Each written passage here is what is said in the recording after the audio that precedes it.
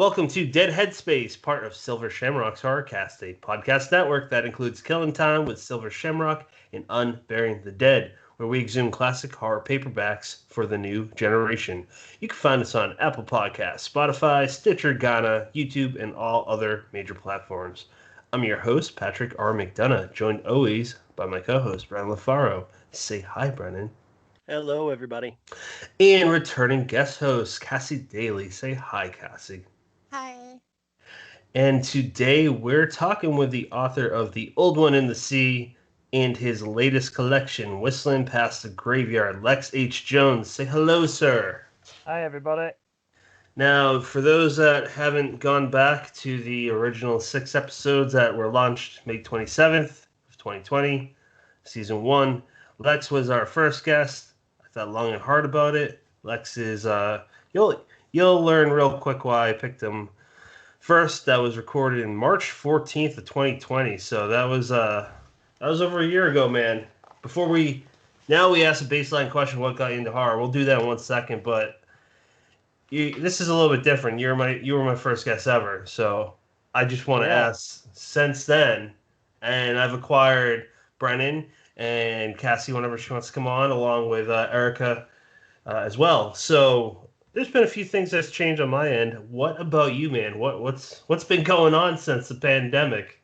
Not a great deal in terms of life changes, because obviously we're all sort of just stuck where we are at the moment. But I've co-written and had produced a comic book strip since then, which I worked on with my friend Liam, who did the artwork for The Old One in the Sea. And I've been working on a film script with a different friend of mine, which we're going to be sending off to a few places. Both of which are projects which I never would have imagined getting asked to get involved with. But in terms of day-to-day life, it's just kind of the same, to be honest, except just working at home all the time, not really going anywhere or doing much. Oh, nice. Very good. Let's jump into it, man. What got you into horror? I would say probably it's always been that thing that I've liked. You know, like when you're a kid and there's various stuff that kind of comes and goes depending on what's pushed on you. So, you know, it might be that one particular franchise is really popular at that time. So it might, for our sort of age, it might have been the Transformers or then He-Man or Thundercats or whatever. But you've always got something which you are always interested in, regardless of what's being pushed on you. So for some kids it might be sport, you know, baseball, football, whatever. For me it was always horror stuff, so like ghosts and zombies, vampires and graveyards, woodlands, castles. That was always my thing. No matter what else was going on in popular franchises, no matter what else was in the zeitgeist at that time, I was always into classic horror stuff and anything that incorporated it. Very good. Anyone want to take over?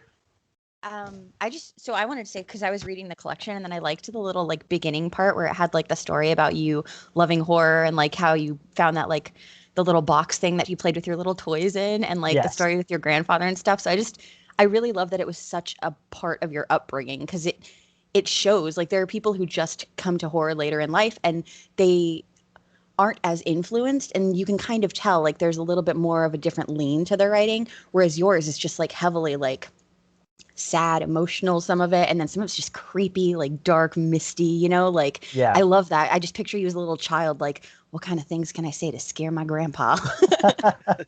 No, it was true. My granddad kind of nurtured my love of horror. He loved it himself. He was a massive horror movie fan. In fact, his favourite movie of all time was the original Predator film, because he loved science fiction, he loved action, and he loved horror. And that film was like the perfect marriage of those three things. So that was his like absolute favourite film. But he loved all the classic sort of British Hammer horror films as well.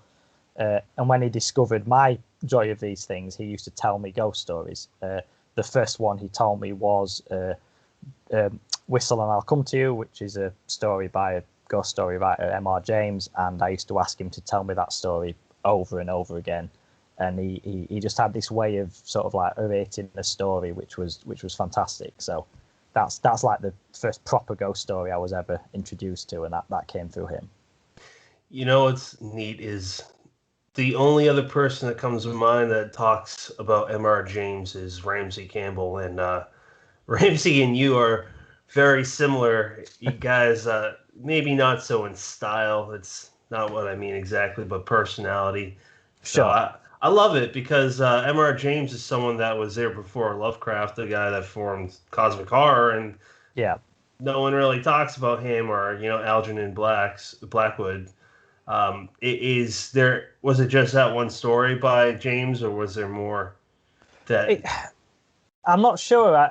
With regards specifically to my grandfather, that is the one that I always remember him telling me. But his stories were always a combination of either something he'd read somewhere which he would adapt to be suitable or sort of suitable for a child, or something he'd just made up or whatever. So it may well be that there were other ones of M.R. James in there, but that is the one I specifically remember him telling me. But then I got a book of ghost stories that were like sort of adapted for children.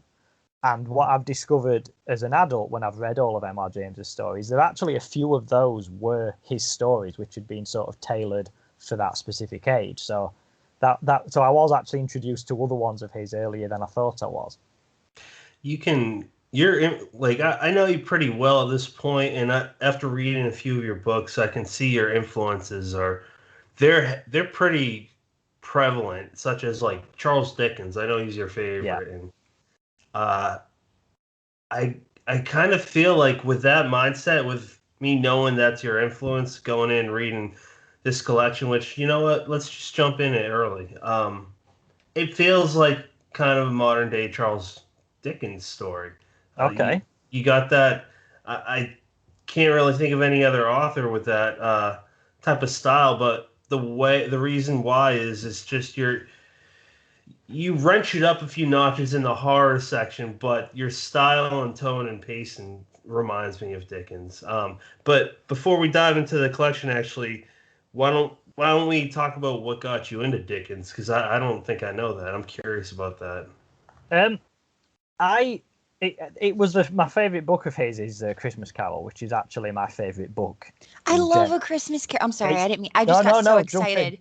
No, I love Christmas, and that book is so good. I read it every year. That book was what made it put modern Christmas on it.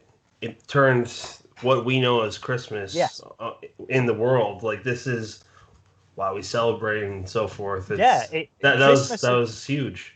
Yeah, Christmas had kind of been pushed to the background in Western countries, particularly in Britain by the Puritans and one thing or another. But then a lot of other European countries, particularly Germany, had this kind of love of Christmas and celebrating it. And then Charles Dickens wrote A Christmas Carol, which was basically what was at the time a fictional version of what if England celebrated Christmas like this. So he just wrote this like alternate reality where Christmas was a big deal there. And that kind of reinvigorated it. And that, along with Queen Victoria's husband, who was German himself, and he brought a bunch of traditions over. And that just kind of reignited the whole of Christmas, like you said. So as much as that is quite rightly a beloved Christmas story, it is actually responsible for what we think of as modern Christmas. How cool is that? Like, I didn't know that either. That's me neither. Fiction, it's above its time, like that. And I brought up Jules Verne in the past. French writer that's talking about guys landing on the moon and traveling deep sea exploration, and then you got guys like Poe who writes this prose poetry towards the end of his life called Eureka, where it talks about the cosmos, and it goes against all at that time modern thoughts on space and how all the astrophysics works. And one more example is Mark Twain. He had this letters from Earth and letters to Earth about Saint was it Gabriel? I think it was. No, sorry, Saint Michael. I think it's one of them. The one that protects the gate. Is that Michael or Peter? Oh, Peter is on the gate. All right. Classic. You know what? Yeah. It's an angel in heaven talking to Lucifer, and Lucifer feels bad for humans, the entire race, and he's trying to. Basically, he's like a little upset child talking about how bad God is, and that was really risque Oh yeah, I bet. To publish back then. His I'm pretty sure that was a posthumous publication, and his daughter was a little hesitant at the time that it might make a stain on his father. But my whole point is isn't that cool that fiction art changes the world? Yeah, I mean, even in ways that you don't have a specific example. Like quite recently, it was William Shatner's 90th birthday, and NASA tweeted him to say happy birthday and everything. And it makes you think, how many people that work for NASA grew up watching Star Trek and were inspired to become astronauts and such through watching Star Trek, and now they actually are, and then they're tweeting back at William Shatner and you think this stuff matters more than you think. You're just thinking, I'm telling a story that I want to tell and putting it out there, and I hope people like it. But you don't know what that's going to lead to. Once it's out there in the world, you don't know what that's causing, and I think that's really good. You just gave me chills. That's so fucking cool. Seriously, I never thought of that. Sci-fi and people that actually go to space or study astrophysics or whatever. I some reason didn't put two and two together. That's interesting. Brendan Cassie, jump in. I actually want to jump back. Before we go to Whistling Past the Graveyard, you mentioned that we were talking about your grandfather telling you that story and you constantly asking for it. We recently had a really interesting conversation with an Indigenous Canadian writer named Wabgishig Rice about kind of that tradition of oral storytelling and how it's getting lost. So I'm kind of curious, would your grandfather tell the story the same every time, or would he add different things? And what was your preference? He would alter it slightly. And I think whether that was because he kind of saw which bits I responded to well and adapted it to that, or just because you can't remember it specifically each time, I'm not sure. But there's another example of him doing this, which is a story that I always remember from when I was a child, is that we used to go on holiday with my grandfather and my grandma. And one year we were in the villa in Spain or Portugal, somewhere, I can't remember specifically which one. And there was these like comic books, and they were Disney comic books, like classic characters, Mickey and Donald and everything, but they were in Spanish. So I asked my granddad to read them to me, who pretended that he could read Spanish. So he then just made up some story. But then what does a 4-year-old do is you immediately want to hear it again. But he had no idea what he'd just made up off the cuff. So then the version of the story the second time was nothing like what he'd said the first time. And so I always remember that as well, because his ability to just create stuff off the cuff like that was fantastic. That's brilliant. How do you feel like that translated directly or indirectly to you wanting to become a creator? I think very much so, yeah, because right from an early age, I've always just enjoyed just stories. I love telling stories even before I had the medium to do it through language. So, like, for me, the earliest medium of telling stories was action figures. You'd get toys of different characters from different things, and you'd make up a story to tell with these characters, and they'd be, mine would be quite elaborate, and they'd be like a whole season arc of things that were going on that you would return to, and I wasn't just bashing them together like some kids do. There was whole, plots and subplots and things that were going on, and that was kind of like, I suppose, the first method I had of telling stories before I was adept enough with writing that I could then use words. But it's the same thing. You are, utilizing characters to tell a story. Do you think, looking at, I'm trying to think how to phrase this. So, I mean, it sounds like your introduction to storytelling just came from so many different angles. And, I've certainly heard some people express the view that when you read, you got to do it with a physical book. And there's just, that's such a hard and, forgive me, but silly limit to storytelling. So, I mean, do you think that because your experience wasn't just here's a book, enjoy the story, because you got it in all facets, that also impacted, what you ended up doing for a career? Yeah, I mean, I love stories in general. I don't care whether it's a book or a TV show or a film or even like video games have amazing narratives to them now. I think if you've got a good story that's well told with good actors, or even like radio plays, I miss that out. You know, anything, any medium can convey a story in a good way. I don't like this snobbishness that it's got to be like a physical book and otherwise it's not valid. I just think that's, you know, and it's like, I remember, I'm a big fan of comic book movies. You know, I don't agree with literary snobbishness. I think a graphic novel is as valid a piece of literature as an actual novel.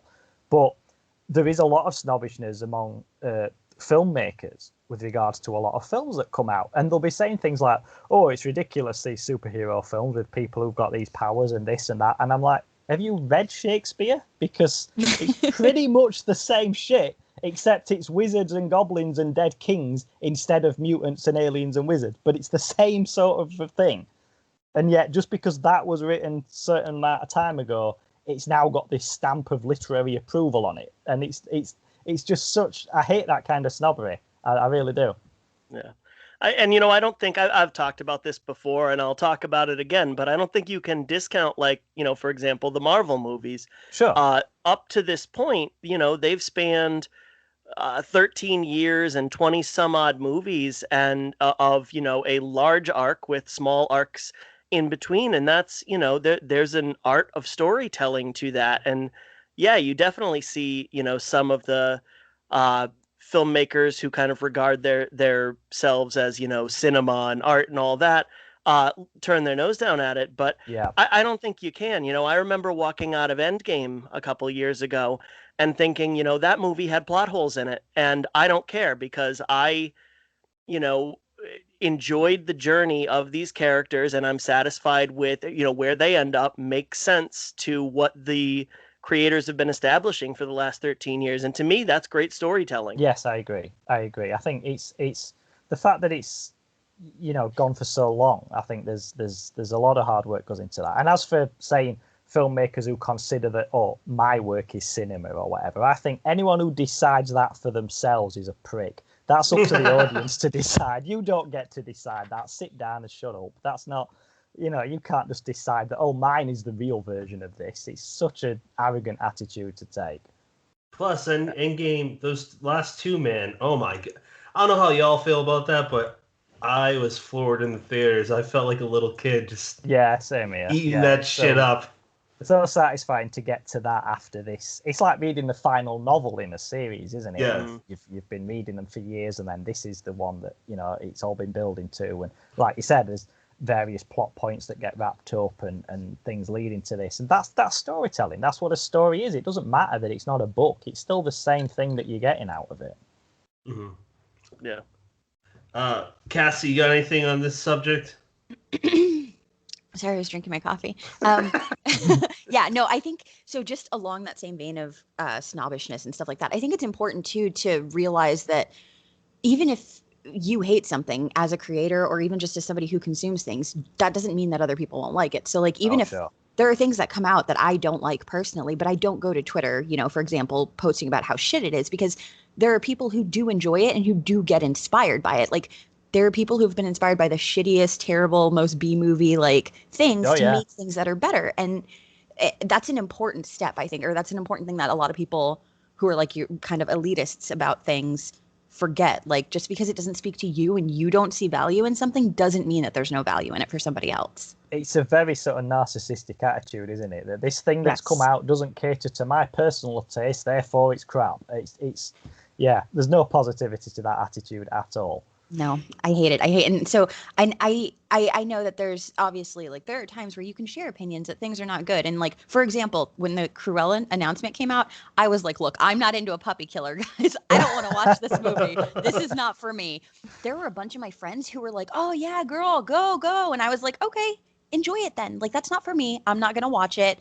You guys want to watch this? I hope you enjoy it. Like, it's not hurting me for you to like something that I don't like. It doesn't take away from me. Sure. Yeah, I fully agree with that. I've never been into this kind of, well, I mean, it's happened with video games, with horror films, with rap music, with Marilyn Manson, where people are like, oh, I don't like this particular genre of thing, therefore it should get taken away for everybody.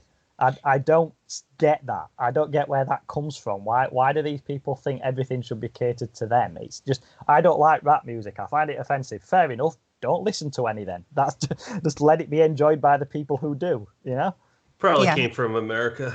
I mean, sorry, man. We've got a fair share of in the 70s and 80s, and to a lesser extent the 90s, we had this woman quite famously in the UK who was called Mary Whitehouse, and she was infamous for complaining about everything. Every TV show, it's got too much sex in it, it's got too much violence, it's got too much swearing, everything, you name it, films, radio shows, TV, she complained about it. And she became such a infamous part of pop culture that even now, like 30 years after this woman died, if people complain about something actively, like in pop culture, people in Britain refer to these people as the Mary Whitehouse Brigade. It's a term that you see because she has become synonymous with that, complaining about something you don't like as if you're somehow the moral arbiter of the whole country, instead of just thinking, I don't like this, switch it over. You know, it's people like that are just, she is synonymous with those type of people over here. What a legacy. It reminds me of the whole thing that's been going on recently with that Lil Nas X video, Montero, and the outcry about how all the, from parents mostly, about how their kids fell in love with Old Town Road, and, that he has a duty as, somebody who created a song that kids love. And now, they're exposed to this inappropriate. And he came firing right back and said, watch what your kids are fucking doing. Yeah. And that attitude has been, I remember Marilyn Manson getting thrown under the bus for the Columbine shootings. Now, obviously, he's got other problems now, but, that was absurd at the time. Fuck Marilyn Manson. For the system to have, failed these kids in that specific instance, and for nowadays for these parents to shove their kids on a device for 7 hours at a time and then get pissed off when they have access to something that they shouldn't have access to. It's like, that's on you, Yeah, I agree. Fully agree. Yeah, it's just there's a lot of scapegoating, isn't it? Yeah, and like personal responsibility, I think, plays a huge part to where there are people that feel like the world should cater to them versus that they should just change. And I want to be clear here that there are definitely situations that I think the world should change to cater to people more in certain, social situations and stuff like that. But like in regards of like, oh, I don't like that movies like this, like I don't like superhero movies. Those why do they keep getting made? And I'm like, shut up, dude. Let me watch Spider-Man. Like, this is what I want to watch. Like, there are so many people who like this. And like, I don't know. It makes me, when I see stuff like that, I'm like, why are you being so negative? Stop it. Like, it makes me so frustrated on Twitter, especially. I close it. I mute people. I'm like, I don't care if you don't want to watch this show or like read this book, like, go away. These things go in waves as well, and people seem to forget that. Like, we've had like a decade or so now where superhero movies have been a big thing and they've been treated seriously and they've had good money and good actors and all this. But that's relatively new. There was decades. I mean, I grew up reading comic books as much as I read horror stuff, and there was decades where you couldn't find a good superhero movie for trying. I remember wanting a figure of Lex Luthor, a toy, as a child, and because he was one of my favorite characters in the comic books, and just couldn't find one because there were no films of Superman out, there were no cartoons out at that time, so they didn't make action figures of it. It's not like now where you can walk in any shop and there's superhero stuff everywhere. It wasn't a thing then, because at that time it was all like big action movies with big muscly guys with guns, and then in the 90s we got lots of big sci-fi movies and summer blockbuster things, and then we went into lots of car chase movies, and that things have waves. Like 20 years from now it'll be something else that's dominating the airwaves. It's just that the people complaining about superhero movies, it's just that right now the current wave in cinema doesn't cater to you personally, but that's fine. The next one might do. So just let people enjoy this one, and then you'll have yours whenever it comes up. Yes, and Montero is a bop too, also, for the record. So I don't care for the song personally, but I completely support his ability. That's not the right word, but I support him making that video, and I really support him firing back at people, telling him that, hey, guess what? You're Raffi now. You're a fucking children's performer because we said so. Yeah, I think people don't understand that ability. I think it's an American phrase, but it's one that I really, really like, which is, where people say, I don't agree with what you say, but I respect your right to say it, or I will defend your right to say it. It's the same. People seem to have lost that on Twitter. That idea that I don't personally like this piece of art, but I fully defend this guy's right to promote it and produce it. Just because I don't like it doesn't mean it should go away, and people just don't seem to understand that at all. Mm. Hey, by the way, my outburst, I'm a short-tempered Irishman, so I just got to clear the air. My outburst with Marilyn Manson, I used to be a fan of him, but after I heard about, was it Evan Rachel Wood came out about his abuse, the next time I heard him on the radio, I had this has never happened. I had a physical reaction because I was just disgusted. I used to love listening to his songs, but look, I'm not like that with every artist. There's some flaws that are okay, but this one's definitely not. And and then I found out like 25 years ago, Trent Reznor wrote him off very publicly, and I'm like, I fucking love Reznor. I already did, but I think everyone has to draw their own lines with stuff like that, where if you're abusing women, that's my line. Yeah, absolutely. But I mean, you're gonna struggle to find any artist, musician, actor, whatever, who hasn't done or said something at some point that you think, oh, that's unfortunate. But it's up to you as the individual to decide whether or not, like with you, saying, okay, I can't listen to this guy anymore because the association between him and what he's done is so great that I can't listen to him. That's fine. But similarly, there will be other people who choose to still listen to him, and that's fine as well. It's you've got to draw your own boundaries with that, I think. Yeah, I mean, as long as you're not forcing me to listen to it, that's fine. Yeah, absolutely. Do your own thing. I think, so just really quickly going back to the accountability thing, or how you were talking about, like, with people, like the parents who were saying, like, oh, you owed our children this because you were doing this. I think something personally that I've experienced too with this is a lot of my personal, you can't see my air quotes, but I'm using air quotes for this, brand are like rainbows and bright, like shining, happy, cheerful things. So when I first started drawing my boudoir art, I got messages on Instagram and Twitter from people who were telling me that they were unfollowing me because they did not like seeing undressed women. And I was like, that's fair. Like, totally your prerogative. Like, I'm not hurt by this. I unfollowed you back, friend. Like, we're just moving on. I'm still bringing on the titties. Like, this is what's going to happen. This is who I am and what I want to do. So, like, so when I saw him posting those tweets and stuff, I was like, yes, like, thank you. Because it's not my job to produce stuff that makes you happy. It's my job to make stuff that makes me happy. And boobies make me happy. And I like drawing them, so I'm gonna. And if you don't want to see it, unfollow, mute. That's fine. That's fine. It's your choice. Like you're saying, it's your prerogative. Yeah. It's your decision to make for yourself. But they shouldn't be telling you that you shouldn't be making it. No, holding people to these standards and these ideas of people on social media, who you think they are, just based on like selfies or like a couple. I'm going on a different rant because I have a lot of feelings on this. No, I fully agree. It's so important to keep in mind. Like, people are fully realized, full rounded people outside of things and outside of what they create and do. And it's just, I think people lose sight of that when they're judging the actual thing that's being made. I agree fully. And I just gotta say, boobies make me happy too, so. I commissioned Cassie for one of those pictures for a friend of mine, and she loved it. Yeah. Oh, yeah. Oh, nice. Yeah.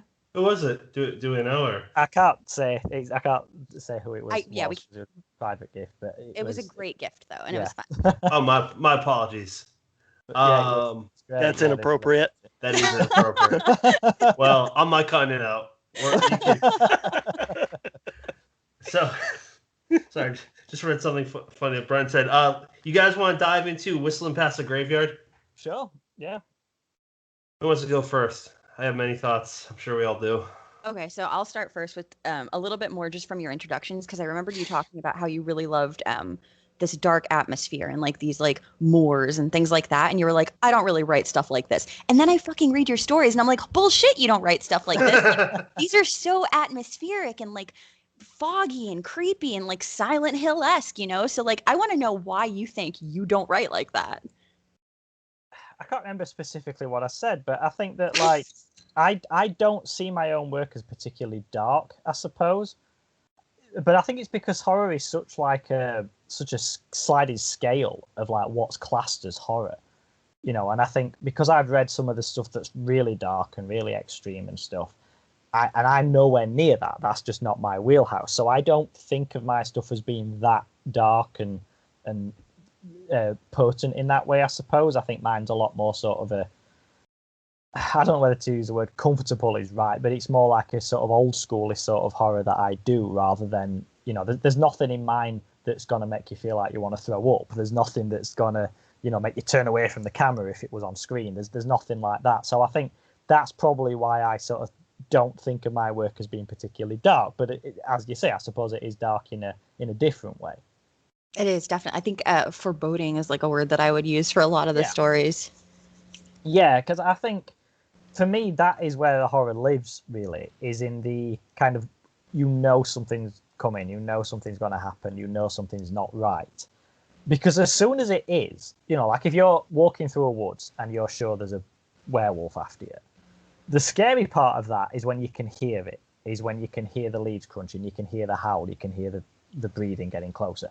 Once it's there, it's just a physical thing to be dealt with. Once it jumps out in front of you, it's just something else to shoot or to hit or to run away from or whatever. It's become a physical thing. And at that point, it's no more frightening than if it was a mugger or a dog. But it's that leading up to that moment where it becomes manifest. That's the scary part, I think. So I tend to put more of that in the story rather than the full on, right, here's your monster, Yeah. Now, from the Moors to everything you just said, it made me think of one story in the collection, and that's the Hangman's Sojourn. Yeah.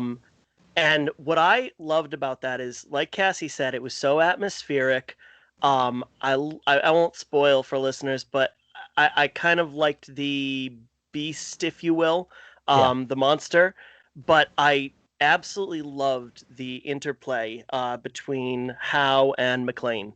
And I have to imagine that was a lot of fun to write, the way they kind of played off each other. And I noticed that you really injected kind of humor like that into a lot of your stories. Is that just kind of, and forgive me, this is the only thing I've read by you. I have not gotten around to the Old One in the Sea, although I think, Patrick tells me that my kids would love it.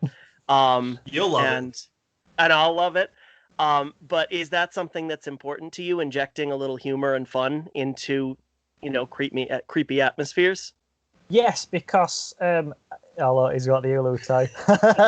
That's so cute. Yeah. Laura, real quick plug, audio listeners, I just held up a stuffed Cthulhu and Lovecraft. It's by Laura Morrow. Yeah, she made those for me. She's fantastic. Also a great writer. She is fantastic. And a lovely person, perhaps most importantly. And she also pulls off a mohawk, unlike she most does, people. Yeah. She can do any hairstyle. Whatever she decides to do, it just looks brilliant on Laura. It's really annoying. I have the opposite problem. Oh, mine's going. I'm going to shave it off like Patrick soon, I think. It's recently. I have hair. You just can't see it. It's just on your face. So what was it? What did he ask? Oh, yeah. So humor, I think that. I don't know whether this is a British thing, but specifically in my experience as a British person with other British people, there is no situation where some humor won't be injected into it. I've never been to a funeral where someone hasn't made a joke at some point, because I've done, extreme sports things. I've done like ghost walk things. I've done, you name it, scary type of events. There'll be someone there making it into an excuse to have a laugh, because that's just a British thing. And I think that's real life, though. I think whenever you see situations in films where people aren't making a joke, or they're not trying to inject a bit of humor, or they're not, I just think that seems really unrealistic, because that's what we do as particularly as British people, but I'm assuming it's the same the world over pretty much, is that when you're in a situation that's uncomfortable or scary or dark, you'll try and do something that's going to lighten it up a little bit, even if it's ineffective or a candle in a thunderstorm. It's just that attempt at it. So I always put it in there because I think that's just what these people would do. Yeah, I like that air of authenticity to it. You mentioned that's a British trait, and I'm putting words in your mouth, but maybe it's an acceptable British trait, but I do think it's a human trait, even if it would be frowned upon, making a joke at a funeral or during, a serious moment or anything like that.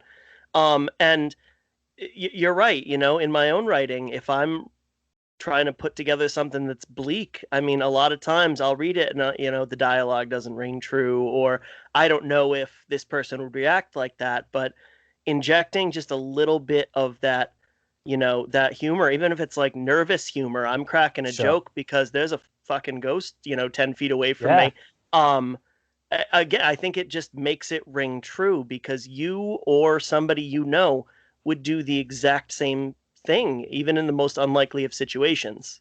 Yes, exactly. You really would. It's the human thing to do, particularly if there's more than one of you. You're going to try and sort of help each other out there, and there is a photograph which is one of the most British things I've ever seen, which is it's a photograph from the Blitz in World War II, and there's these two women sat on a massive pile of rubble, just like on the remainder of a wall on what was most probably their house, and they're both drinking a cup of tea on what used to be their house, and they're just laughing. That is the most British thing I've ever seen. Just that, like, in the midst of that, they found something to make each other laugh whilst having a cup of tea. And that's Britain to me there.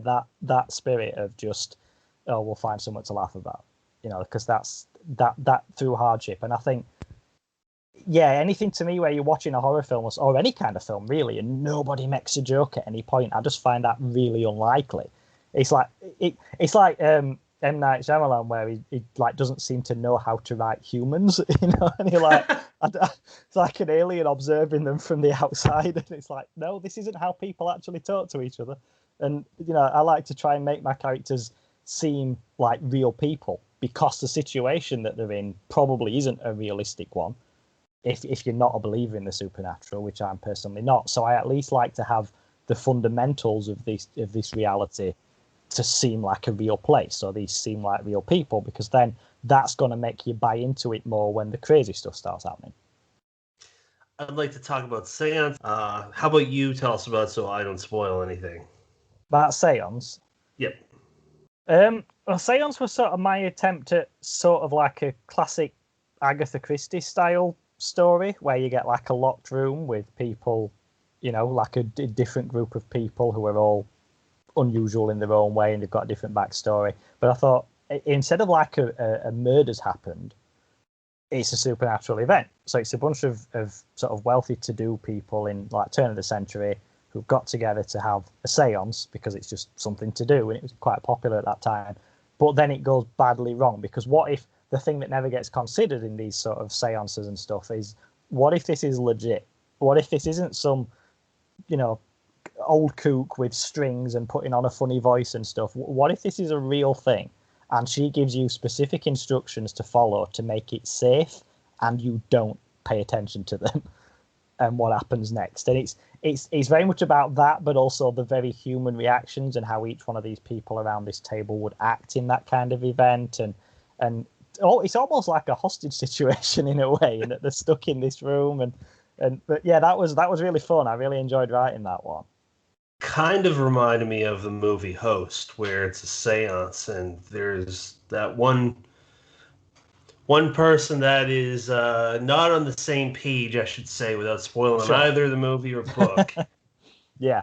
And they're the reason why things are wrenched up a notch. Yes. Yeah, well, I like the idea of treating the supernatural almost like a science, because everything in the universe has rules to it. Even if it's rules we don't understand, everything has rules and boundaries and things that can and can't work.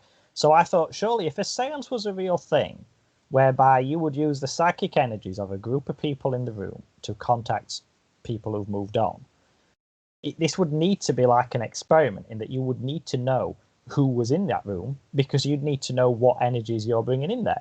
So if one of the people there was not who they said they were, it's like doing a chemistry experiment where you've been told to bring that chemical, but instead you've brought this other one. And as soon as you do that, you're not going to get the result you were expecting, and you're not entirely sure what that result's going to be. So I thought treating it sort of vaguely as a scientific experiment was a slightly different approach, and I think it worked all right. And that is why, and I'm sure Cassie and Brennan might not work like this, but The sentiment would be the same. That is why this collection is just like an easy 5 out of 5, man. It's just Oh, like, thank you. yeah, it's just you talk about things that we're familiar with, but you do that spin. And in this case with Sans, you put a scientific approach on it, and the way you do it is just it feels so real. And the thing that is brought to light, or rather darkness, in this situation, oh my god, I'd shit myself if I was in that if I was in that room. Cassie, what were your thoughts on that one? I mean, I liked it. I could see that one being like something that I could like watch on TV or something. Like it seemed like it would be really good for the screen. Sure, yeah. I think some of my stories I think work and some don't in terms of picturing it as a screen adaptation. But I did think when I was writing that you could do this. You could film this quite easily, couldn't you? Like in one room with yeah. I think with the one room, because there some of your, I mean, honestly, I could see all of them, all the ones that I read in this collection being adapted, but I think some of them would require maybe a little bit bigger budget or like just landscaping, you know, like an ocean or something.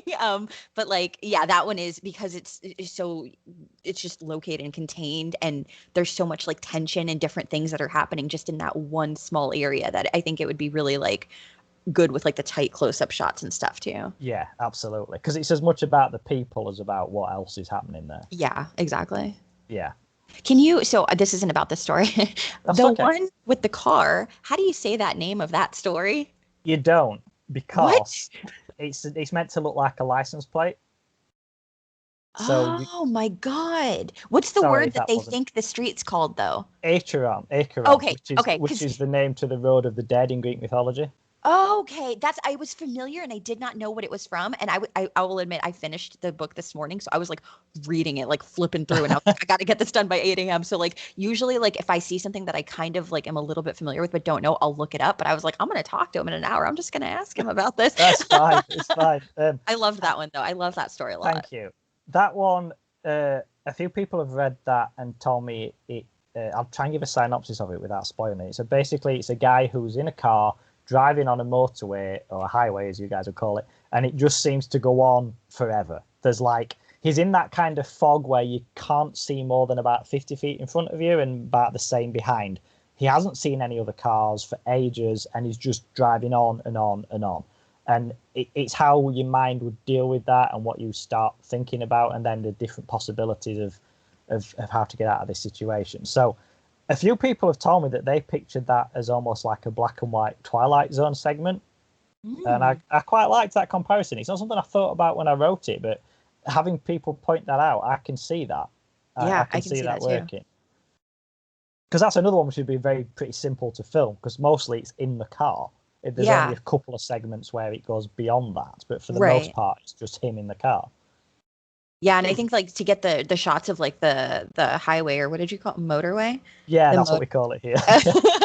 Those shots, like I feel like that you could, I mean, there are specific, like they'd have to doctor it up with some special effects and stuff, but they could film that like anywhere. Like it could just be any big street. Like Sure, yeah. That story actually came from a sort of real life experience. I was driving back from I'd gone to drop my girlfriend off in London for a job she was doing there, and I was driving back. I decided to come home that night rather than stay over. Now, this is where Britain's a little bit different than America, because I talk about driving a long distance, and I mean 4 hours, which is not the case. You know, I live in the north of England, which is all countrysides and moors and that kind of thing, whereas London is the south, so it's quite some distance. So I was driving back, and it was about 2:00 in the morning, and it was dark and foggy, and the route I took just wasn't a popular driving route, and I must have gone about an hour and a half without seeing another car. And when it's that late at night and you're subsisting on like caffeine drinks, and it's silent and there's no other cars about and it's foggy, and because it's a highway, there's no landmarks. It's not like driving to a city centre where, oh, there's that building and there's this, cathedral or whatever. You're just going on. Though, right? It's just what? Sorry. You had lights though, right? There were lights on the highway, like not all of them.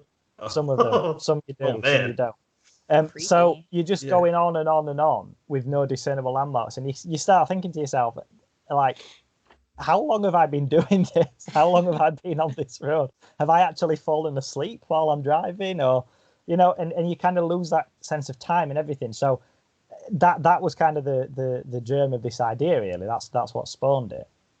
I love that. I can see how that would lead to that without giving anything away, because that sort of like isolated, desolate feeling of like loneliness and the darkness. Like, I mean, I used to live in Florida, and I moved up to Boston, and I drove up and down the East Coast several times, and it's like a 18-hour drive, I think. There were some times where I was driving through like South Carolina, and like you have to go this particular speed or else you'll get pulled over very easily. Nice. And it's just being so constant, and then seeing the trees just fly by with like very little light. You're just like what's happening? Like, am I even seeing things right now? Like, yes, so you turn on the music really loud. And so when he was like, I won't give anything away, but when he turns on the radio and the thing, I was like, this is so realistic, because I would do the same thing. Like, you just need to break that silence somehow. You need to introduce something so you're not alone. Something normal, something grounding, something so that it feels like, that is actually something I do, like I said with the radio. I do it with podcasts, but when I'm having like an anxiety attack or something, I will quite often do something like that, because it kind of reminds me that there's a world beyond my head, that there are still other things out there that are okay and which are happy and which I enjoy when I'm not feeling like this. And it pulls you out of that spot, if you like, and kind of reminds you that, okay, the way you're feeling right now is not going to be forever. Do you remember the last time you listened to an episode of this podcast and you felt fine, and now you listen to this one and that kind of reminds you that you'll be okay again? So I think in a situation like that, switching on the radio just seems like the perfectly normal thing to try and do to get your head out of that zone that it's got into. So again, it's having people act in a normal way in a situation which is abnormal. Cassie, did you say that you moved up to Boston? Yeah, I lived in Quincy for like, I don't know, 6 months or something. We've been friends for like 2 years. I never knew that. I've lived all over the U.S. I've moved a lot. Me and Brennan, well, I moved from Massachusetts, but we're from there, and I never knew that. That's interesting. Okay. Do you know where like Back Bay is, like downtown? Yeah. I worked at the Trader Joe's there. It's basically like a small basement store. No it's shit. like so tiny. Yeah. No, I'm 40 minutes from Quincy right now. Yeah, I worked out right where the T station is in Quincy, and like right down the street from like the very first Dunkin' Donuts ever. That's I don't go there. I hate driving there, but it's not a great area, to be fair. I used to work at Polar Beverages, so I every Sunday have my Boston route, and I'd go through Quincy sometimes. They're not super nice areas. Lex, we hijacked the conversation. I want to go back to something you mentioned. Let's plug where the story's from. That's a good segue. And then Brennan, What? Where that story that you just talked about, the one that we can't pronounce the name. Plug the anthology that's in, man. Yeah, Whistling Past the Graveyard. No. That's published in another anthology before. Oh yeah, that was also published in the Black Room manuscripts by a horror company. Yeah, there's a collection of books by some really, really strong horror authors in those, and I was lucky enough to get a story in one of those, and it was that one. When I did Whistling Past the Graveyard, for the most part, I wanted to do news stories, but there was a couple that had a really good reaction in previous books that they'd been published in, so I took a couple out and put them in this again. And that was one of them, because it'd gone down really well with people. And sorry, what? I just wanted to, because it ties in with Lex, and sorry to cut both of you off. I just wanted all three of us actually. You're in that mode today. Sorry, guys. I just wanted to get to draw a little attention to Sinister Horror Company. I don't hear them talked about much. They've been around since 2014, 2013. So. Just real quick, I was wondering if you could plug them. Anything nice you want to say about Justin, the guy that runs it, or Tracy Fahey? I know she runs it a little bit too. Yeah, she helps out a lot. So Sinister Horror Company is a British horror publishing company run by Justin Park, who is one of the nicest people you'll ever speak to in your life. And he knows what's good. I know that sounds stupid, but like he has a knack for like you go through the entire catalogue of what Sinister Horror has published and none of it's crap. It's like he has this real eye for finding what's a good book. Even like his own work. Like if he's doing an anthology he even like auditions his own stories. He won't just put it in there because he's written it.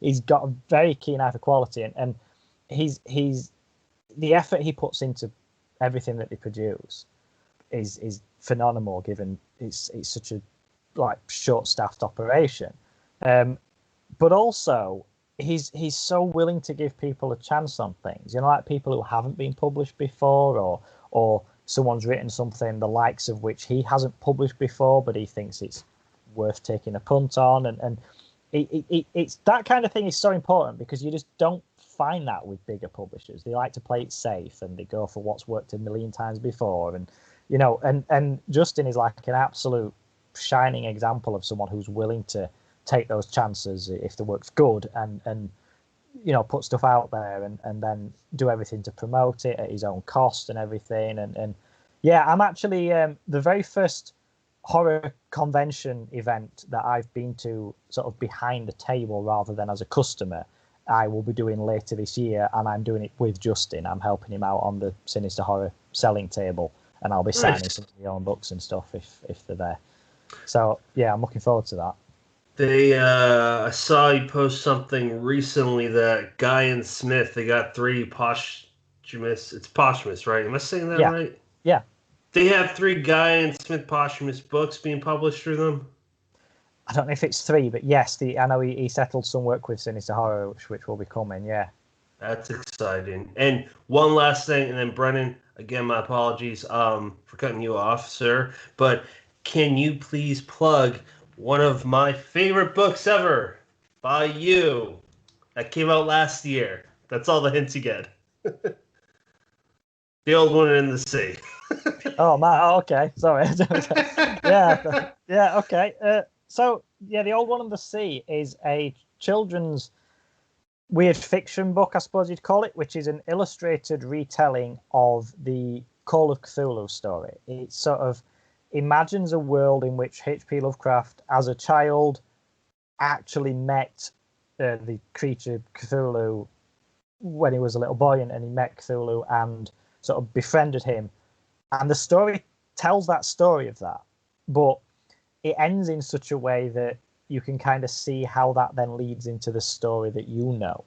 Because obviously, if you're a fan of Cthulhu as an adult, you'll be reading this book and thinking, well, this isn't like the book version, but then there is a kind of an out at the end which explains that. But yeah, it's illustrated by Liam Hill, who's a comic book artist, and he's a musician as well.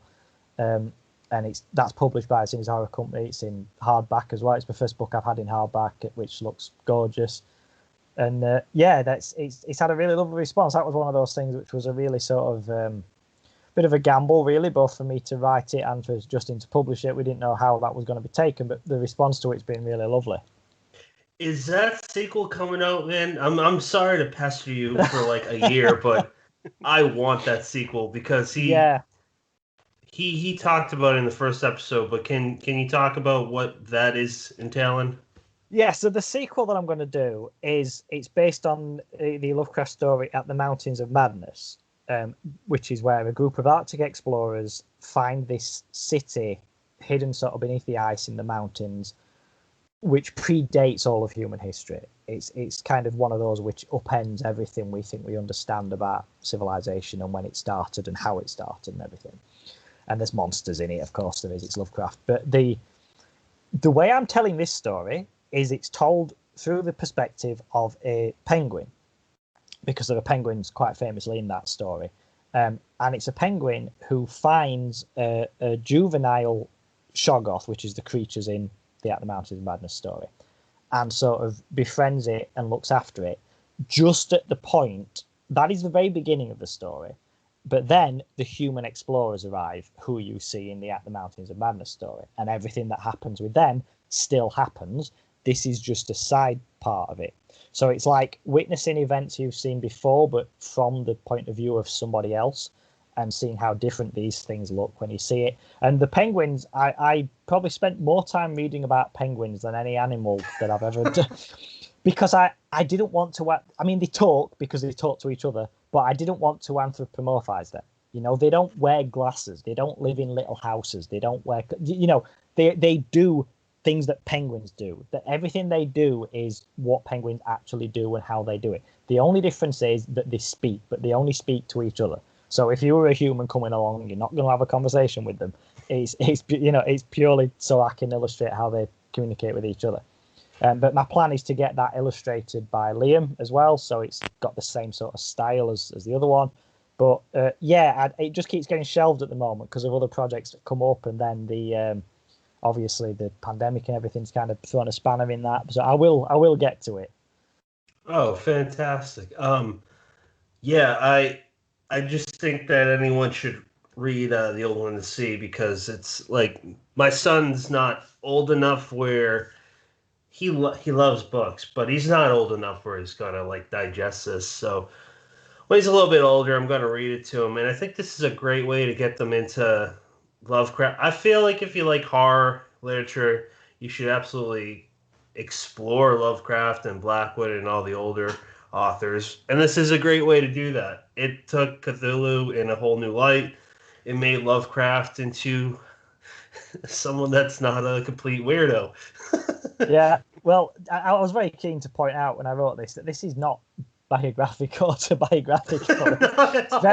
It's a little boy called Howard Lovecraft. No part of it is in any way actually meant to be like him. It's quite clear about that.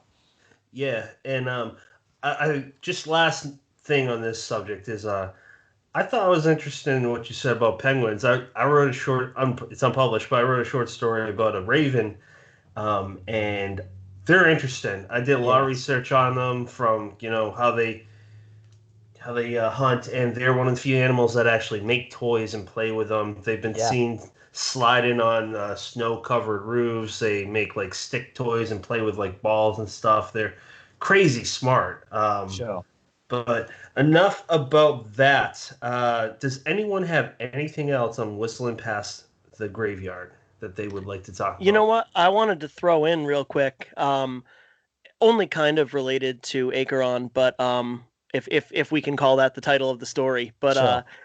You mentioned that when you get in a bad or uncomfortable headspace, that one thing you might do is throw on a podcast, because use it to kind of ground yourself and remember that I've listened to this before and everything turned out all right. And I think I think that's really interesting, and a good thing to throw out, because I do the same thing. When I'm having a bad day, when I just can't like calm myself down, I have a song I can put on, and it doesn't fix everything, but it reminds me of other times that that I've gotten through. So Sure. I think that's a good strategy, but I also thank you for kind of sharing that. That's okay. I think because for me the worst thing when I'm having an anxiety sort of day is that it's that feeling of perpetualness, as if this is how I feel now and it's awful, and it's always going to feel like this. And that feeling, whether it's depression, anxiety, or whatever, that is what leads people to suicide, is that feeling that it's always going to feel like this. When people take that ultimate tragic step, it's because they are just doing whatever they can to make that feeling stop. That's quite often the cause of that. So anything you can do that reminds yourself that this is not going to be forever. I might feel like this today, I might feel like that tomorrow, but there is a light at the end of this tunnel. I'm not always going to feel like this. Anything you can do that reminds you of that is so important. And I think everyone's got their own methods of that, but I only really started talking about mental health stuff for myself within the last couple of years, and one of the talking about it publicly, I mean, and one of the reasons for that is because I read a bunch of stuff which I related to, or where I thought, like what you just said, oh, that's a really good suggestion, I'm going to try that, and it kind of occurred to me that talking about it publicly is not necessarily for you. It's like if other people hear it and think, I struggle with that, and I might try that thing he's just suggested. That's helpful. But also just that knowledge that it's not just you, that there's other people struggle with this exact same stuff. That is so liberating to know that you're not just some freak who can't cope with life the way other people can, that this is an actual condition. other people have this. People you look up to and respect, people who are older than you, have this, and there's nothing wrong with you in that sense. I think that is so important to know. So if me talking about this stuff publicly helps at least one other person hear it and kind of appreciate that it's not just them, then it's worth the sort of mild embarrassment that I have about revealing that much of myself, you know? Absolutely. No, I completely agree with that. And like I said, it's important. You're certainly not the only one, and I'm just echoing what you said at this point. But if you can make yourself a little bit vulnerable and share something that's a way that you felt, or something that's helped you, even if it was just temporary and you knew it was temporary, and you thought that sharing that could boost somebody else's day in any way, shape, or form, it's a good feeling, I suppose. Yes, I agree. It's definitely worth doing. Yeah. I think too, a lot of it is hi, I'm back.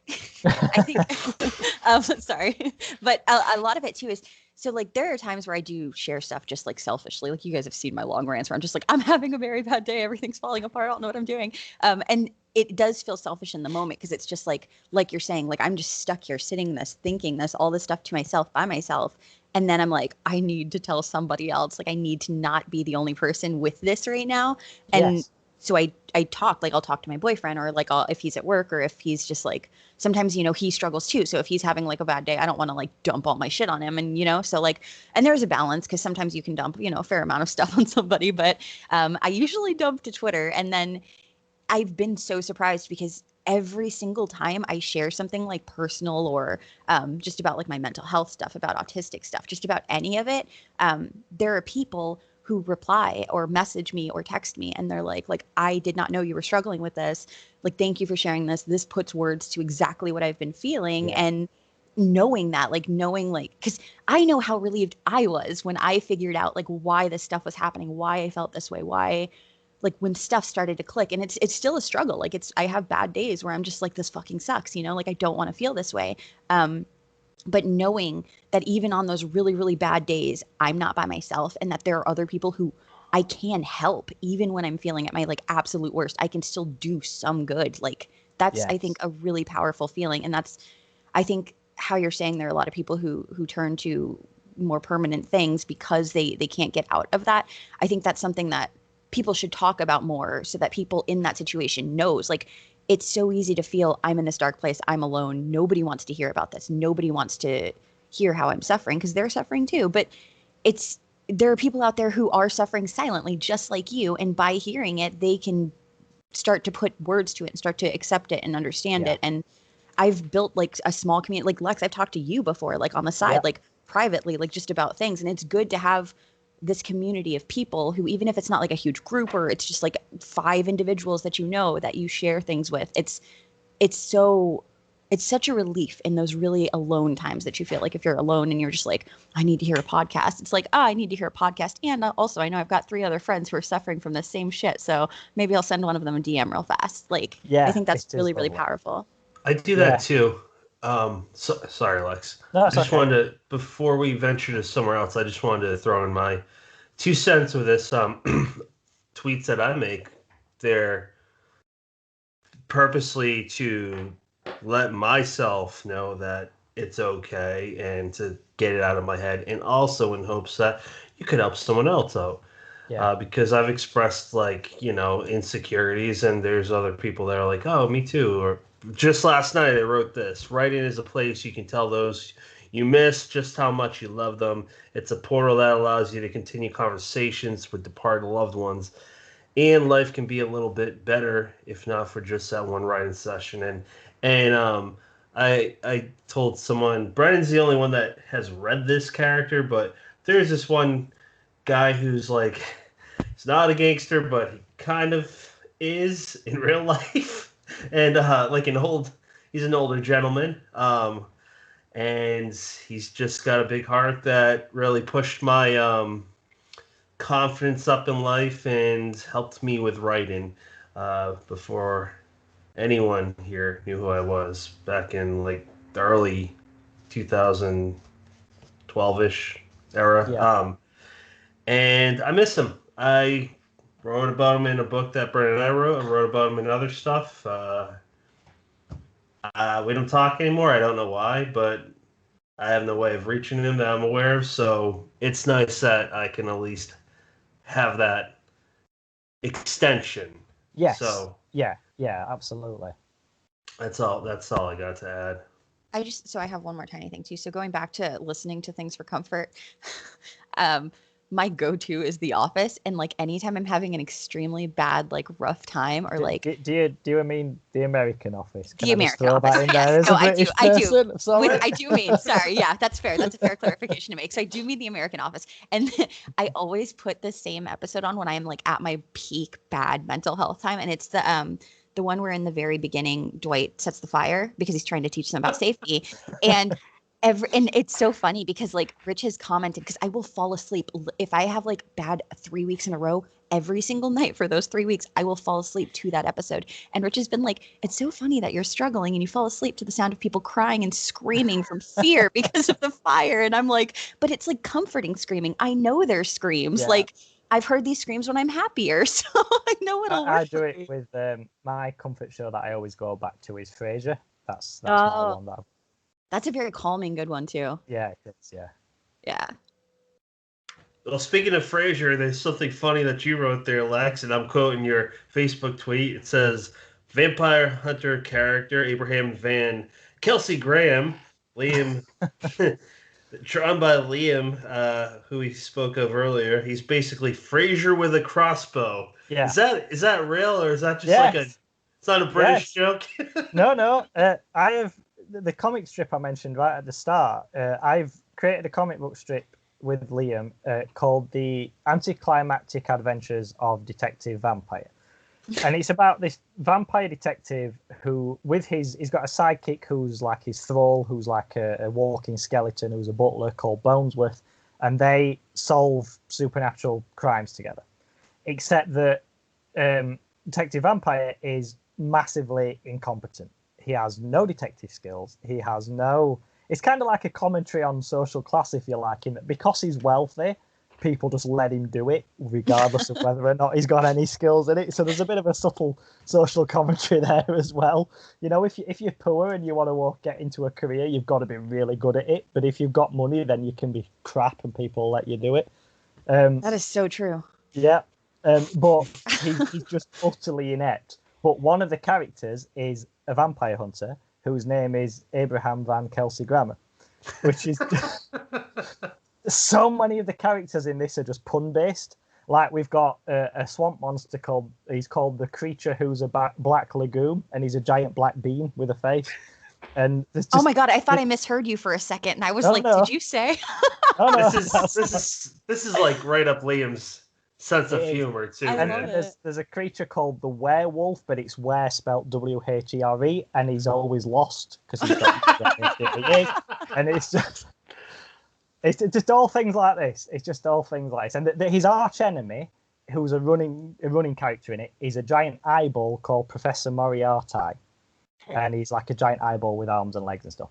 And the series kind of.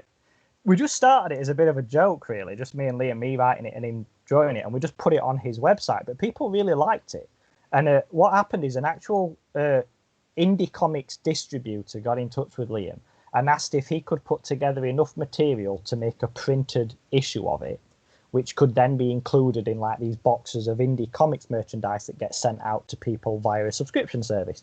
So I've then wrote a bunch more scripts, and Liam's currently illustrating them. And we've also done things to put it into like a full comic book. We've done things like character bios, and I've also done some like joke advert pages. Like, you know, if you buy comic books from like the 50s and 60s and stuff, and you get adverts for, you know, strange gadgets and fashion, and you get really weird things like smoking adverts aimed at kids and things like, you know, like in your 50s comic books.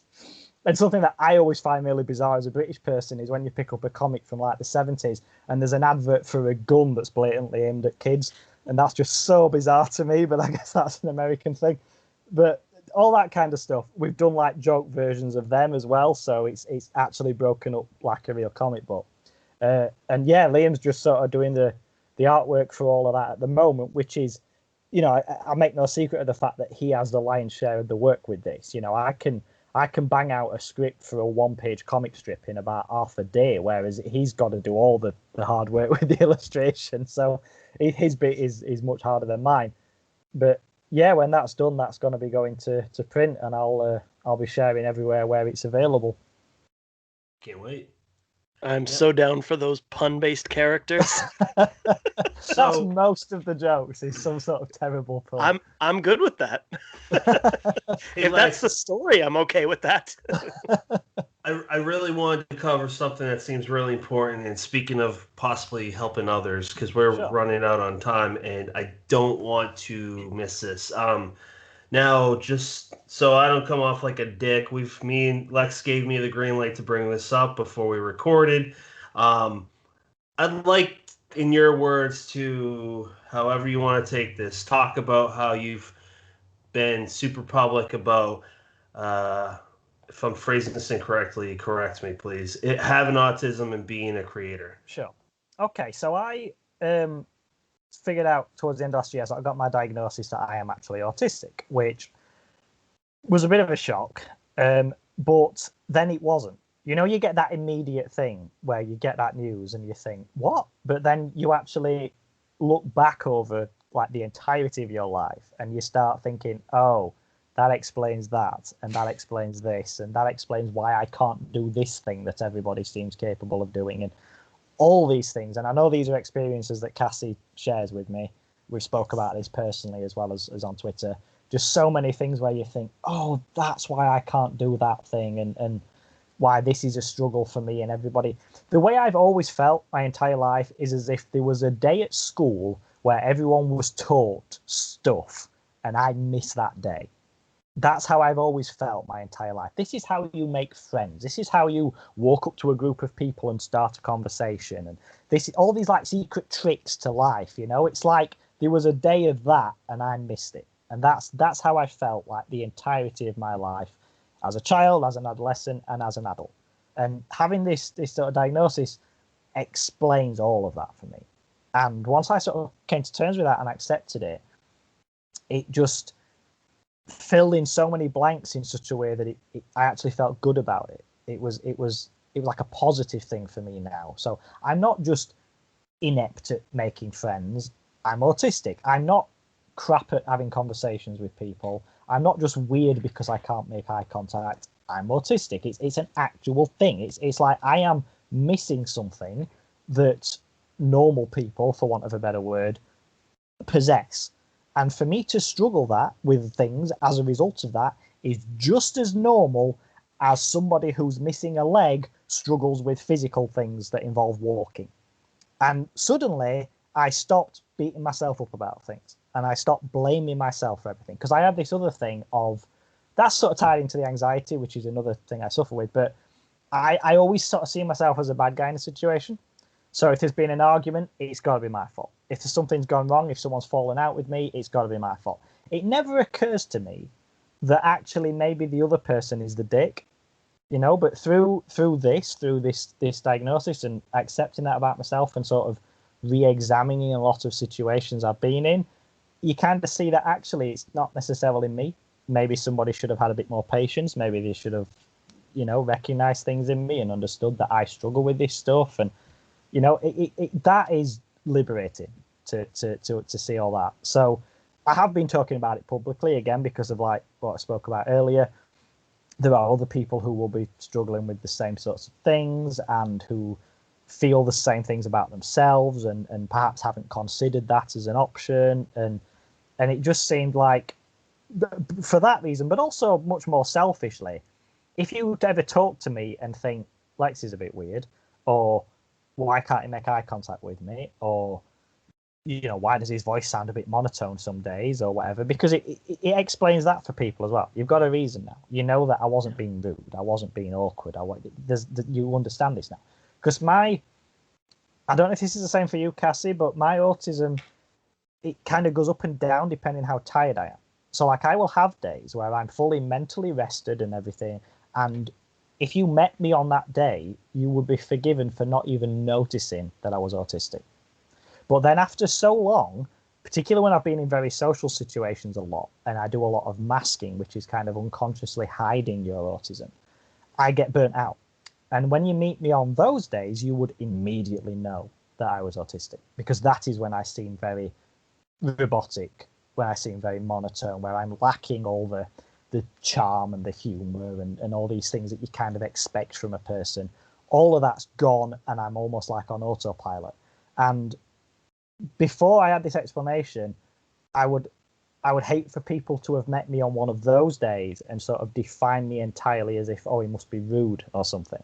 Whereas now, having this explanation, which also covers why it varies on different days, that explains all of that. So one of the much more selfish reasons for talking about it publicly for me is because it explains that. So if anyone has met me when I've been on a really tired day mentally and I seemed a bit robotic or whatever, and that experience of me differed to what somebody else had said about me, they now know not to take that personally. They now know I wasn't being rude with them or standoffish or anything. It's just that perhaps I was mentally burnt out at that point. Lex, I'd like to ask you, and I want to rope Cassie into this too, if she's okay with it. But, when Pat introduced the topic, he said, person with autism, person first language, which is essentially kind of how the academic community kind of, touts it as the most respectful way. But through speaking with a lot of autistic adults, they do describe themselves as autistic, as you did. I wonder how you kind of feel about that identity as, saying I'm a person and I have autism versus saying I'm an autistic person. Do you want to go that one first, Cassie? Yeah. So for me, I can't speak for everybody. Obviously, there are people who will have different opinions of it and they'll feel differently. I've met people who do have issues with it. I've also met people who are like, I don't care either way. For me personally, when I'm talking, I just being autistic is such an ingrained part of who I am, and it has always been, that I don't feel like it's not like Cassie with rainbow hair. It's like it's not something that I've adopted or something that I can take off or something that I can just not be at some point in my life. Yeah, like absolutely. I'm always going to be autistic. So saying like a person with this thing makes it think it's like something I have, where that's not how it feels for me personally. It just feels like something that I am, I think. Yeah, that's what I lean towards as well. I mean, I do kind of take what Brennan said about it doesn't offend me. I'm not that sort of person who goes looking for offense like that. It's why I often find myself sitting on the sidelines in Twitter when people have got offended about this or that, and I just think, really, this is worth getting upset about, is it? But I mean, personally, I prefer the term I am autistic rather than with autism, because that sounds almost like it's a disease, or almost like it's a thing that I've got, which I might not always have had. Or whereas being autistic, that's like, just as Cassie said, that is it frames so much of who I am and who I've always been and always will be. There is no fix for this, and no should there be. It is just who I am as a person. It's a part of me. So I think just describing myself as autistic is much preferred for me. But if someone else uses the phrase Lex has autism, I'm not offended by that. Ultimately, it means the same thing. But given the choice, I would prefer to say Lex is autistic, but I'm not bothered if someone says it the other way. Same, yeah. That's a great question. That's all I wanted to say. Great question. I didn't know that because I was taught the respectful way was this, but clearly, I bring this up because I think this is another learning lesson for myself and for whoever else is interested in learning this. There's no right answer. There's not one right answer, rather. So, Brian, certainly we could have had both of you guys say I do prefer to be thought of as a person first, and my my autism second. So you're right. There's no wrong answer. Like I said, I've through my master's degree, I focused on working on teaching music to autistic people. That was kind of my main focus, and the more autistic adults that I read their essays, their blogs, their whatever they were writing or talked to, that seemed to be the more prevalent preference Sure. And Cassie, I think that your rainbow hair analogy, I think that's perfect. You know, Yeah. It almost sounds awkward to say, "Oh, this is Cassie, a person with rainbow colored hair," you know, as opposed to a walking, talking, breathing rainbow. That is fair. Yeah. You know, Wait, she's Lex, not? the biggest reason, and of course Patrick knows this, and I'm fairly positive Cassie knows this as well. Both my boys are autistic, and we really had no compunctions about telling them that they were autistic from pretty much the beginning of their diagnosis, even maybe before they had a full grasp of what that means.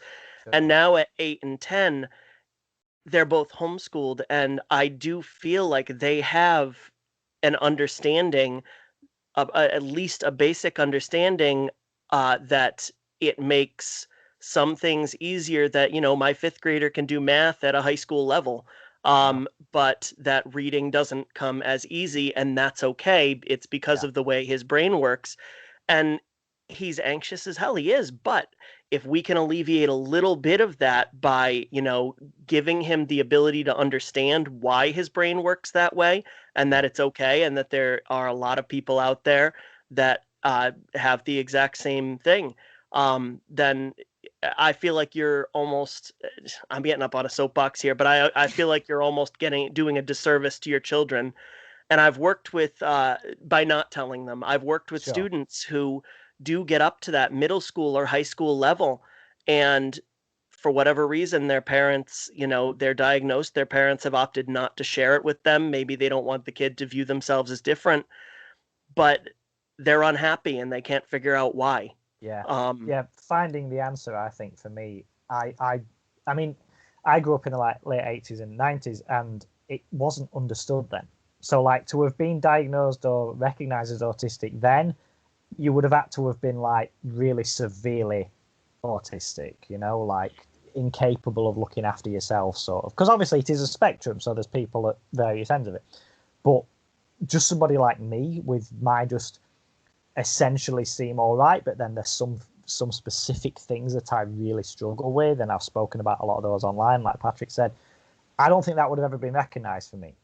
So the time that I was alive in, that I was growing up in, whereas your children growing up now, it's so wonderful for them that they have parents, but also a wider society who can recognize this and put a label on it and explain this for them. Because I spent so long as a child, as I'm sure Cassie did, feeling that there was something weird about me compared to other children. That why can't I fit in with them? Why don't I enjoy the things they enjoy? Why can't, you know, all these things that just come naturally to them and they don't to me. And having an explanation for that, even if your grasp on it as a child is not as adept as it will be an adult, but having some sort of explanation that tells you there's nothing wrong with you. There is just something about your brain that works a little bit differently, and that's why these things are difficult. That would have been wonderful to have had that as a child. It would have taken so much sort of dislike of yourself and beating yourself up mentally and thinking you're lesser than the others. It would have removed all of that. And I feel I would probably have grown up as a much more confident adult, to be honest, if I'd had that. So I think you're giving them that. And I actually think that's a really wonderful thing to do. Yeah. I'm sorry, Cassie, go ahead, please.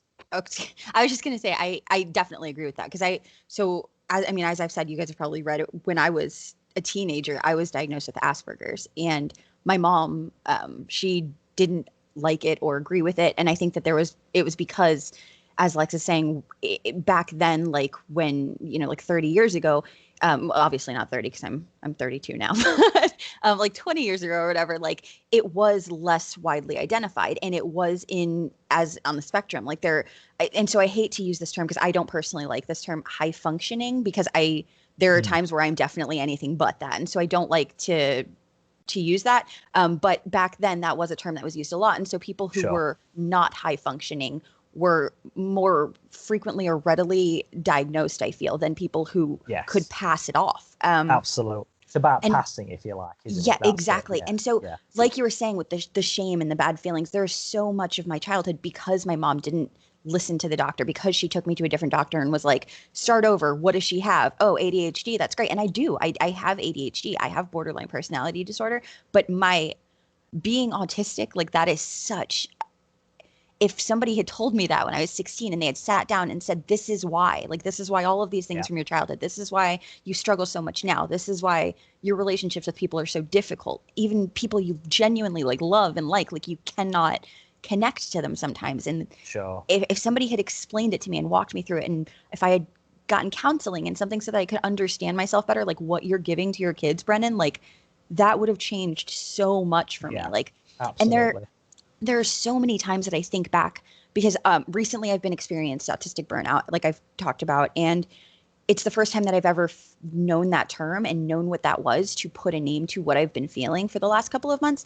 This is not the first time this has happened in my life, though. And that there have been so many times that I can pinpoint where, like, for months, and it's usually triggered, like you said, being overwhelmed and tired, or like when my sister died, I shut down and had a really bad time. And it's just, there have been so many times that I can look back on now that I know these things and have this knowledge, and I could say, like, if I knew this then, I could have sat there and been like, okay, I know why this is happening. I'm not fucked up. Like, I'm not broken. I'm not stupid or wrong, or like, it's not my fault that I can't do this. I felt like a terrible girlfriend, a terrible friend, a terrible like daughter, sister, like everything so much, because I just don't know how to do things. I can't function like other people easily function. I just want to say thank you for your kids, because it's really, really important what you're doing for them. Yeah. You know, and I feel like I came off as hostile towards parents who don't before. And most of the reason is because I certainly know parents who have, I believe, selfishly decided for their kids that they don't have the right to know that. But I think there are more parents who just don't know what the right thing to do is, who feel like maybe they're burdening their kids with that knowledge. And, you know, I think that, you know, I can sit here and say it, but it means like less than a quarter as much as Lex, you and Cassie saying that sharing that information with your kids and allowing them the outlet to talk about it is probably the most helpful thing that you can give them, because otherwise they're going, you know, this is not something you can cure, despite what Autism Speaks thinks. This is not something that you can just turn off at on a whim. And this is just who you are. This is the way your brain works. And having a kid go through life with their brain working differently and with no answer when one is readily available, it's cruel. Yeah, I agree. I fully agree with you. I think you're doing them a massive beneficial thing there by sharing that with them, and they'll always go through life having that answer. So they'll never get to that point of, you know, why am I like this? What's wrong with me? Because you know, it's like if your kid's diabetic and they can't have sugar, so like they know why they've been denied that chocolate bar. It's because they can't have it because they've got a condition. It's that answer is so much better than just thinking, why can't I have chocolate when all the other kids have chocolate? You know, I always lean on the side of facts and information. I always think that's always the best thing to have. So, I mean, I want to thank you guys. Lex, we've taken up a lot of your time, and we want to talk to you for a few more minutes, but I do want to thank both of you guys for talking so candidly about your experiences. Oh, you're very welcome, and thank you for asking about it in such a respectful way. Ditto. And Cassie, you too, of course. Yeah, no, thank you. Sorry if I get toward the end too, I started getting emotional, and so like I've been crying so easily recently, and I don't know why. So like my eyes are like watering. I'm like, no, please, Cassie, calm yourself. You know what though? I'm sitting here right with you though, because I'm not autistic, but I see what my, you know, even with that knowledge, I see my kids, you know, realizing they're different, and I think about their future and, you know, the way that people who are not informed are going to treat them, and it, you know, that keeps me up at night. Sure. So yeah, you guys speaking so candidly about it, that means a lot to me, and I thank you. Oh, you're very welcome. Thank you. So Lex, I would like to take us to what are you currently reading? Oh, what am I reading? Well, something that I've got at the moment, I've got a pile of books on my bedside table, which is all like pulp, paperback, 1970s ghost story collections, which my girlfriend got me for Christmas. And it's the kind of things that you would have seen in like newsagents on those like rotating racks, you know, like in the 80s and 90s, if you remember them, where you'd go in and there'd be like books on it for maybe probably a couple of dollars in American currency, and there'd be stories that you'd probably never find anywhere else, and just in these really old, cheap sort of pulp paperbacks. But some of them are really good, and she got me a massive collection of them for Christmas. And the cover artwork's brilliant. It's got that proper 70s and 80s style colour palette to it. And I've just been reading through loads of those, and they're really good. I mean, the quality varies from individual story, but just the levels of creativity and just that knowledge that you're reading work by someone who might never have had anything else published except what's in this specific book, and it just feels really special to sort of be reading those. And yeah, they've got that really great smell to them, and they just look like books that I remember seeing a lot when I was a kid. So it's really great to have a collection of them now. That's awesome. What's Cassie reading? So I have been reading mostly books for podcasts lately. What's that like? I right? Yeah, I can't. I've struggled a lot to. No, it's good. Like your book was 5 stars for me. I haven't updated Goodreads yet, but it will be. And then I'm reading Christopher Pike's Chain Letter, which I think came out in like the 80s or something, and it's probably going to be a little problematic, but we'll see, and we'll discuss that at 12. And then I think so. A non-podcast book that I'm reading right now is Mike Thorne's Shelter for the Damned. That came out in February. I think it's a novella. I don't have the physical, so I don't know like how thick it looks, but on my Kindle it says that it's short enough from what in my experience is a novella. It's really good so far. It's creepy, spooky. I don't know what's about to happen, but I feel like I'm at that part of the story where like shit's about to go down. So we'll see. Fingers crossed that I can actually get back to a book that does not relate to my podcast stuff. How about you plug your other podcast? My other podcast is The Pikecast, which is a Christopher Pike themed book club podcast where we revisit. Each episode is a different Christopher Pike book from like the late 80s and the 90s. And we go over just the whole plot, all the characters. We do mention the stuff that's problematic because, again, these were made in the late 80s, early 90s, written by a white guy. So there are sometimes things in it that wouldn't be made into books today, probably. But overall, like he's been one of my favorite authors since I was a kid. So I just get to talk shit with people, not even talking shit. Like I like it. Like I like the book. So I just mean like shoot the shit, I guess is the better way of saying that, with people, like with my friends about books I like and an author I like. So it's pretty fun. I like it. Y'all should go listen to it. Yay. It's a fun show. Becca Fertrell and guest, Cooper S. Beckett.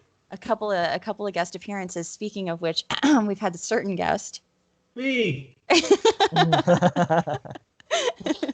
I made a clown of the show. Sorry. No, your episode is great. Yeah, I'm just remembering stuff. There's a lot of inappropriate talk at some point. So, Brendan, what are you reading right now? Well, my internet connection continues to be dicey, so if I come in fuzzy, I apologize. But I am reading Ghost Story by Peter Straub. Speaking of preparing for future guests, and only reading stuff for future guests on podcasts, but this is my second time trying to read it, and it's hitting this time. Thank goodness. I made it about 152 pages, 200 pages in last time, and I couldn't see what all the buzz was about, but I'm really enjoying it, and I'm kind of flying through it, which I'm surprised about, but I'm digging it, and I'm looking forward to reading a few more of his books before we have him on. Imagine saying that to him, like, "Hey, so didn't work with me." I think you tried books in different points in your life too. Sometimes you're just not in the headspace, and you read something and you're just like, "Nah, this is not for me." And then you read it later, and you're like, "Oh, this is the best book I've ever read." Like, what was I thinking? Like, so that's not. It's not even an insult, I don't think. But probably don't bring it up on the episode, maybe. No, I don't want to pull a McDonough. All right, so I am reading a few things. One of them's for an episode we're recording next week, speaking of podcast books, which is called Gulf by Shelley Campbell. It is coming out through Silver Shamrock Publishing. And the other one is an older one. It was Ronald Kelly's first book with when Zebra had a horror book line. It's called Hindsight. And there's 2 pleasure books I'm reading, both Sina Palayo. I only have one with me right now. The other one's so upstairs.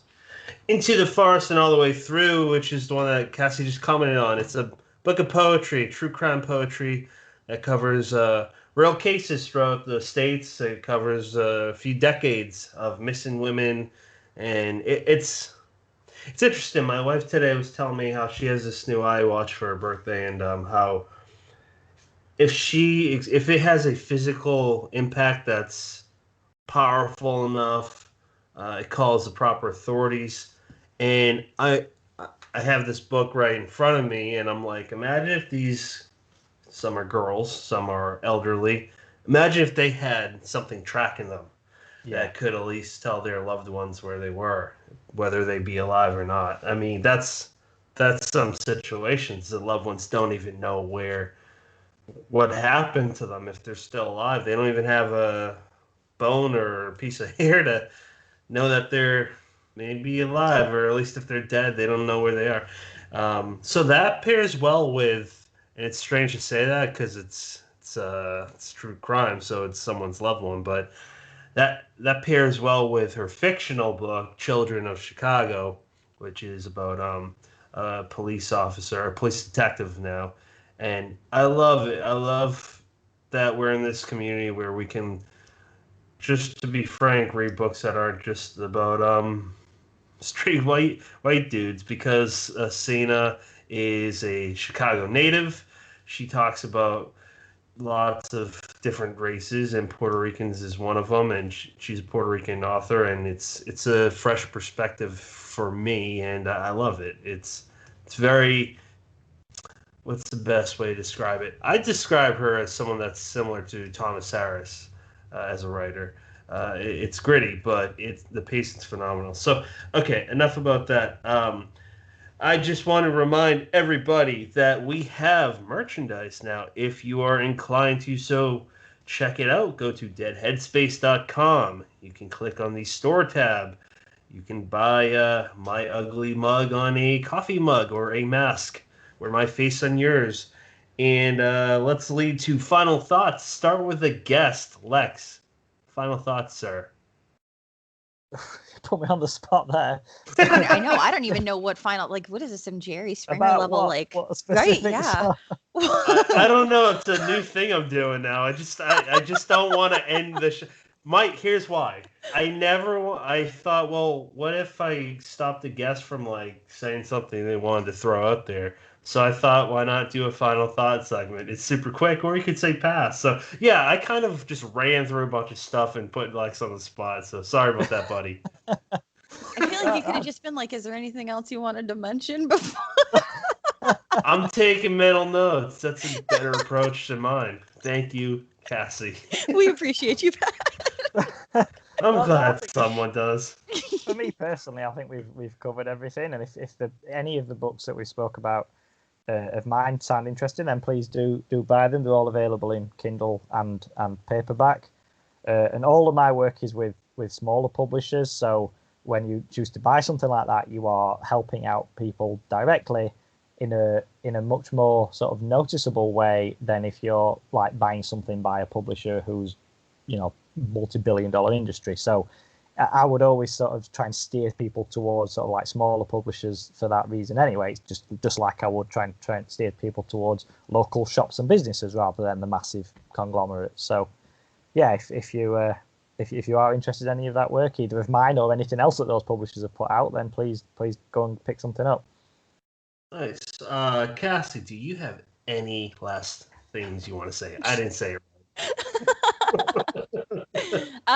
No, I have a plant journal. I have a new book coming to my Etsy soon, and that's just like a plant journal for if you have house plants and stuff, and it's like a little tracker and coloring book. So that'll be coming soon. If you want to follow me on social media, you can stay updated on new stuff to my shop.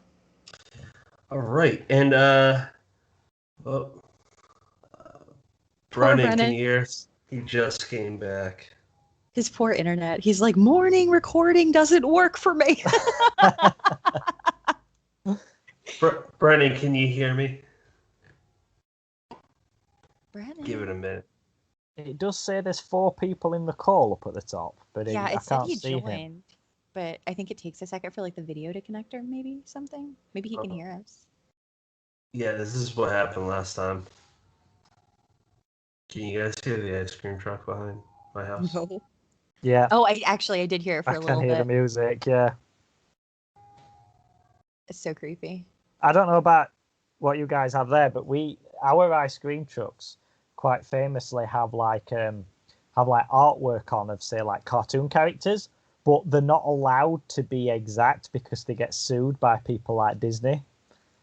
You'd think places like Disney would have better things to do than suing tiny little corporations, but that's what they do. So all the characters are slightly off model, which gives them this really creepy look to them. You know, that slightly like that uncanny valley thing where something's just slightly wrong about it, and it's like you're looking at Mickey Mouse and it's just not quite right, and it's disturbing. So I like seeing them for that reason.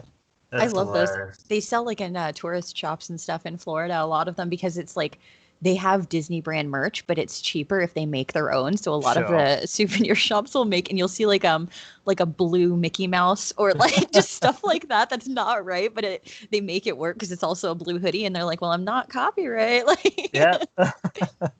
My final thoughts are: I appreciate your guys' time. Thank you for sharing what you shared today, and for everyone that wants to stick around for next episode, that will be next Monday with the screenwriter, director James Henry Hall, Brett K. Hall, and the actor Sky Alobar, well known for The Greasy Strangler, a hell of a movie. That's all we got for today. Thank you. You got many choices with podcasts. We appreciate you listening to ours.